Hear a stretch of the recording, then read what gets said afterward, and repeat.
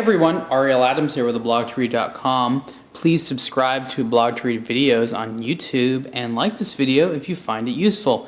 This is a review of the Prometheus Manta Ray, which is probably their nicest watch yet. It comes in a bunch of different versions with different dials and things like that.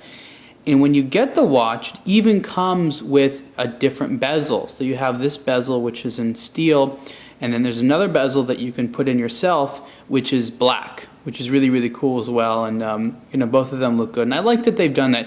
This isn't the first time that Prometheus has done things like offer different types of bezels and stuff like that. You need to put it in yourself, but this one is actually not hard. What you do here is there's little screws around the edges there, and you use like an Allen wrench to unscrew it, and then you pop it in and you rescrew it in.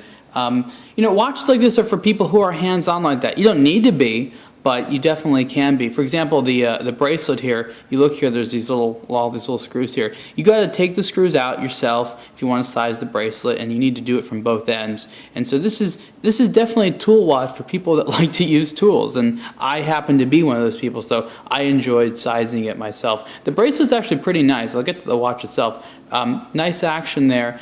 And what they've done is they put in one of those extension clasps. There's a company that makes these in Hong Kong, and they actually work pretty well. I have a few watches with these, and what they do is offer kind of like a nice little ratcheting technique there. And it's also good for micro adjusting the size and things like that.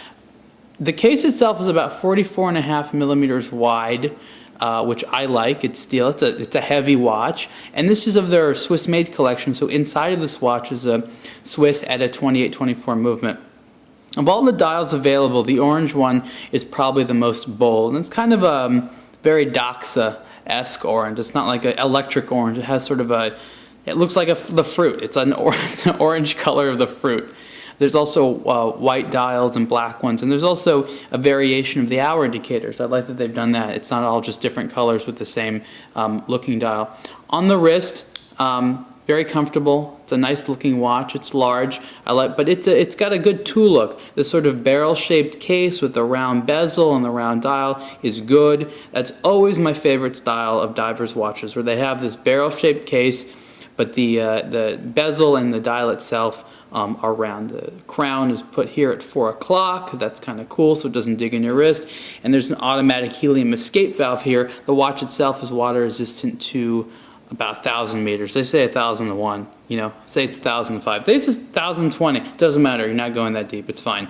The bezel, like I said, it's a nice bezel. It operates smoothly. Nice little clicks. I think it's one of those 120 click bezels. Yeah, I'm pretty sure it is.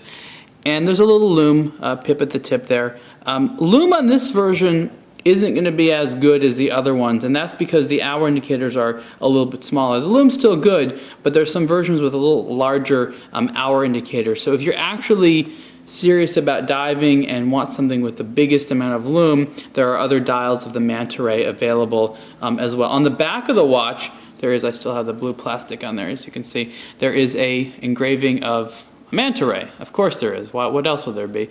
And then something else down here that looks like these triangles, and I'm sure that there's a good reason for them, but they look like those emergency triangles, you put next to your car, like on the side of the road if your car is stopped, or reflective orange ones. That's exactly what they look like to me. I don't know what they are. There's something else in there. It's like a shrimp or something, a nautilus. I don't know. It's like this other little thing. I don't know what that is. It's either a shrimp or a nautilus or something completely different. I know that Prometheus get pissed off at me. They're like, that's not what that was. Well, it's fine. It's funny. Again, this is their highest end model, but it's still a very high value timepiece. Prometheus very much strives to have affordable watches in any way that they can, and this is their nicest one yet. I'm very happy with it. I like this one. Again, this is the Prometheus Manta Ray. It comes in various versions. You can buy them online. Price is interesting. The price depends on where you are. So if you are buying it outside of Europe, then you don't have to pay the VAT. And it's like 700 and something. I'm going to check right now. I'm on the computer. I'm looking at it. Very convenient for you. It is $721.50 if you're buying it outside of Europe. If you're inside of Europe, it is $873.02. That's because it's translated from euros. What is that? $873.02. That's hilarious. That is such a big difference. That is over $100 difference between the non-Europe price and the Europe price because of the VAT. That sucks. Taxes suck, don't they? Anyways, you can see the full review of the Prometheus manta ray at blogtoread.com. Thanks.